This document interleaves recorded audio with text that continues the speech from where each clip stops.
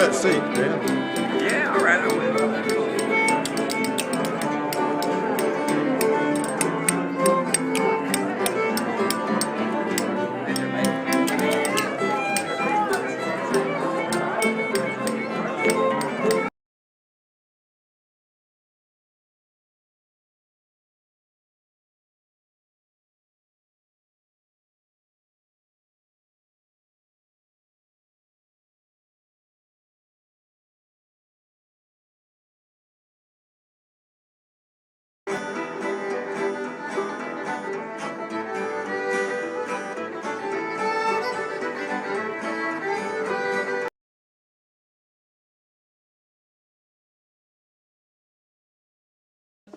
We had a visit from Uncle Tom's son, Bowman.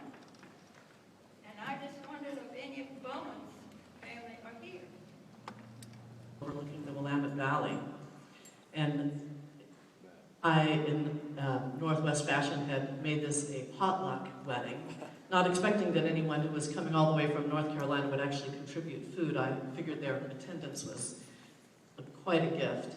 But they decided that they would be hospitable, as of course Southerners would be, and they brought a bag of Hartness flour, a ham, a country ham, and a marble rolling pin so they could make biscuits and ham for my wedding. Before 911, they could get it on.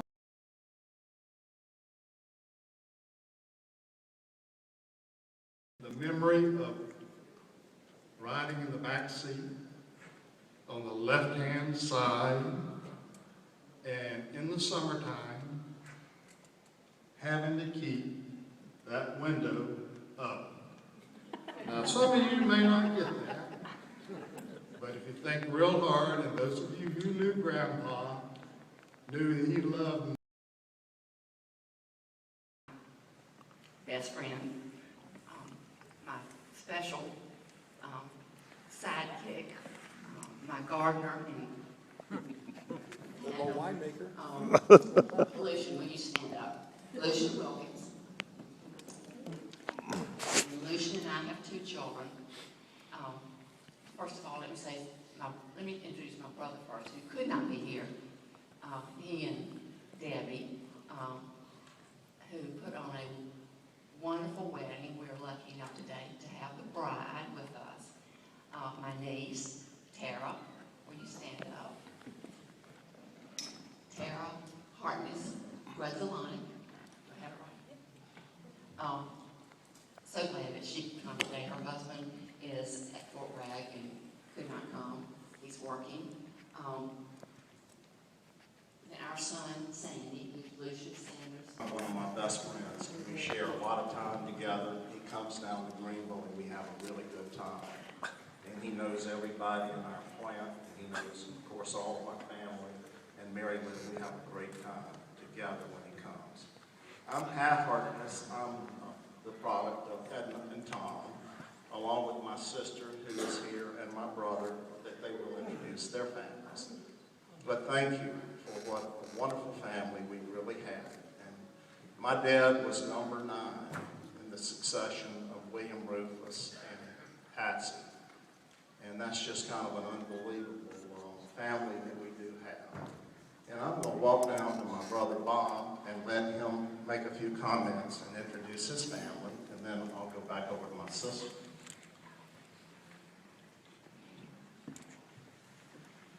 Thank you, John. Really, we enjoyed the music. Becky made sure I made a comment about the beautiful Richard's stuff that he's put together. My grandson Benjamin's with me. I'm proud to have him here today. He's the son of my daughter Catherine, and I have a daughter Carol, who lives in the Beaufort area, who was not able to be here, and my wife Becky.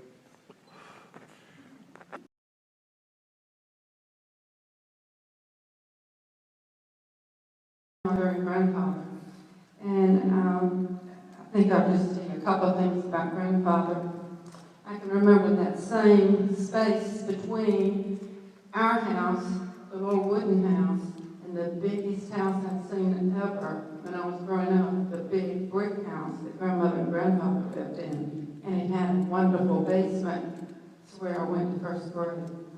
But I can remember in that yard between, there was a picket fence, and I've always loved white, slick painted picket fences, because there was one there, and it always had white roses and red roses. And on one side of the entrance area, and on the other side was a piano, and we would trade places, and I still play a lot of the songs that she taught me.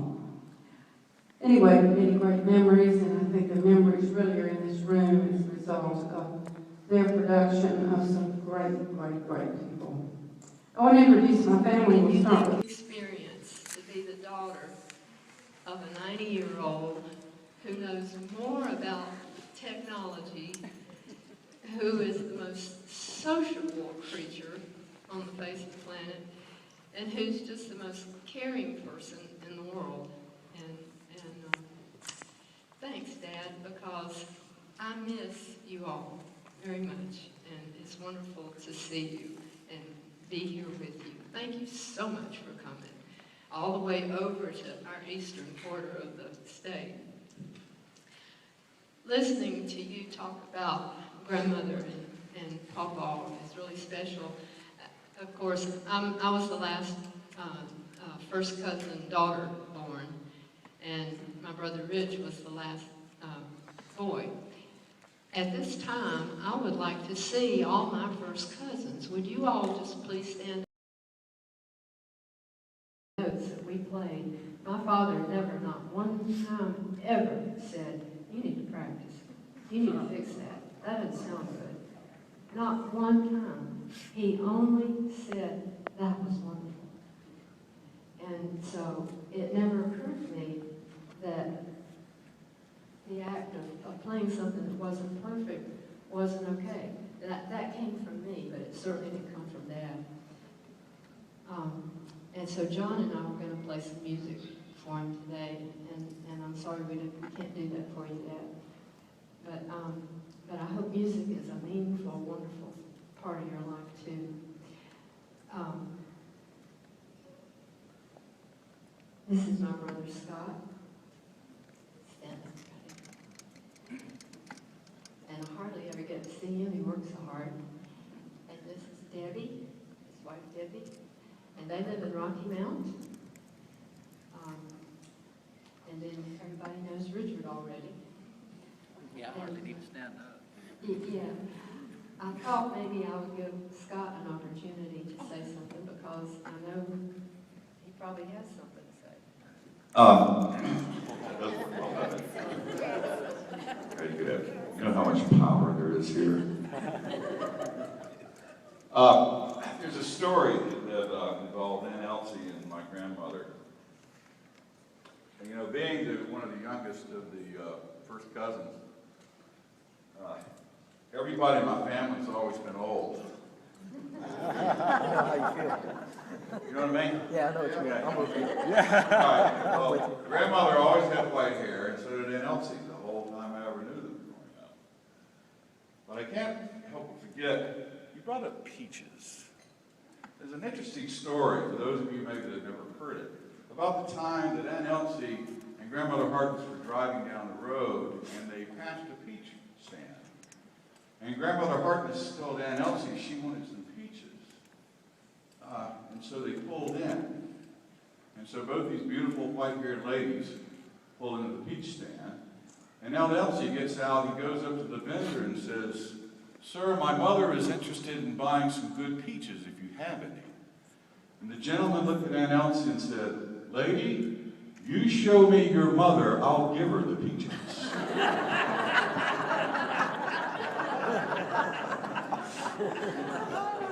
There are advantages in having white hair. I'll pass this over to my brother. Well, it's nice to bring up the rear again. It's, oh look, there's no cable. This is fascinating. Where's the modern age here? I would like to introduce my friend Holly Collison from Greensboro. 13, and that was 1969, so this was 72. This was 3 years later. This is after 3 years of hormones, And being in public school, this was before, you know, the regs for blind and other people being in the mainstream. But it's what I wanted to do. It's what seemed natural, and I knew it's what I'd have to deal with all through my life. It's what I wanted to deal with. It was the life that I already knew. So this was an assignment to do a poem, you know, in my English class. And it really wrote itself. This was just the inner language that spilled out. So there you go. You have my permission. Do you remember the poem? I can't recite it. Okay. Because I was going to let you do it if you would. Oh, thank you. All right, please close your eyes if you'd like. The name of the poem is Color. Deeper, deeper into the depths of dark, onward, onward, searching for the spark, to ignite the fire that lights the mind and open the door to all mankind. Behind closed doors of everyone's sight, there lies another dimension brighter than light. To open these doors, one needs only try, for if he does not, his spirit will die. Success and happiness are there for some. For those who act helpless, it will never come. It's decided by your actions, the life you have in store. Life is what you make it, and nothing more. The light of the sky is not evident to me, but for those who are sighted, this can also be.